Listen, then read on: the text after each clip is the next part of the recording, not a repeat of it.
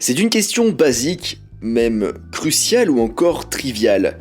Dans quelle orientation dois-je prendre ma photo ? En orientation paysage, donc horizontale, en orientation portrait, donc verticale. Bon, vu le nom de chaque orientation, on a déjà des petits indices, mais on va quand même voir tout ça en détail ensemble. En avant, Guingamp. Avant de commencer, je vous rappelle que sur mon site photomaniac.fr, vous pouvez retrouver ma formation gratuite sur les bases de la photo. Les photographies horizontales sont des photographies plus larges que hautes. Les photographies verticales sont des photographies plus hautes que larges. Et l'orientation horizontale correspond à la façon dont les êtres humains voient le monde. Nos yeux sont placés horizontalement, l'un à côté de l'autre, ce qui nous donne une vue plus large que haute. Cela nous permet notamment d'être plus conscients de notre environnement grâce à notre vision périphérique. En photographie, notre vision est limitée par les bords du cadre. L'absence de vision périphérique en photographie aide à la composition, aide aussi du coup à concentrer l'attention sur le sujet visé en limitant du coup le champ de vision. Et comme une photo c'est fixe, à part celle d'Harry Potter, cette limitation du champ de vision elle est extrêmement importante.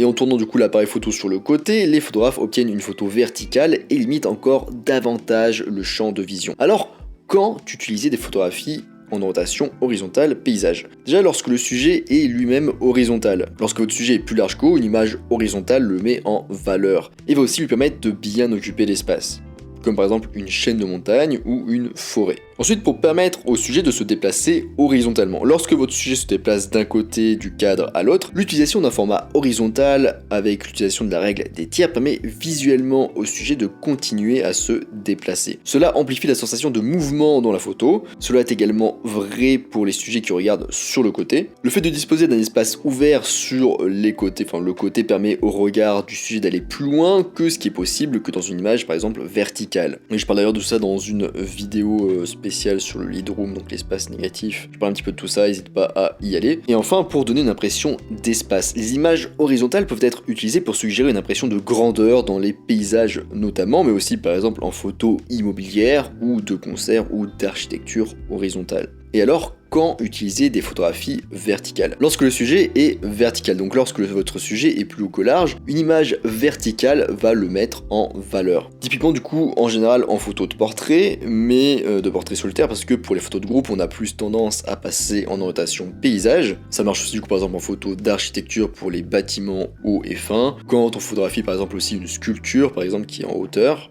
Ensuite, pour permettre au sujet de se déplacer verticalement. Donc lorsque votre sujet se déplace vers le haut ou le bas, l'utilisation d'un format vertical avec l'utilisation de la règle des tiers permet visuellement au sujet de continuer à se déplacer. Cela amplifie du coup la sensation de mouvement dans la photo. Cela est également vrai pour les sujets qui regardent vers le haut ou vers le bas. Le fait de disposer du coup d'un espace ouvert en haut ou en bas permet au regard du sujet d'aller plus loin que ce qui est possible dans une image en orientation horizontale. Et rappelez-vous également que lorsqu'un sujet s'enfonce dans la photo ou se rapproche de l'appareil photo, ce mouvement apparaît comme un mouvement de vers le haut ou vers le bas lorsque c'est du coup sur une photo en 2D, parce que sur une photo du coup ça fait haut bas, dans le sens où on n'a pas la perspective, on n'a pas la sensation 3D forcément sur une photo. C'est pourquoi du coup de nombreuses images avec des lignes directrices fonctionnent très bien en orientation verticale. Et enfin, pour focaliser l'attention, donc les images, les photos verticales en orientation portrait peuvent être utilisées pour concentrer l'attention du spectateur sur un seul sujet en supprimant du coup presque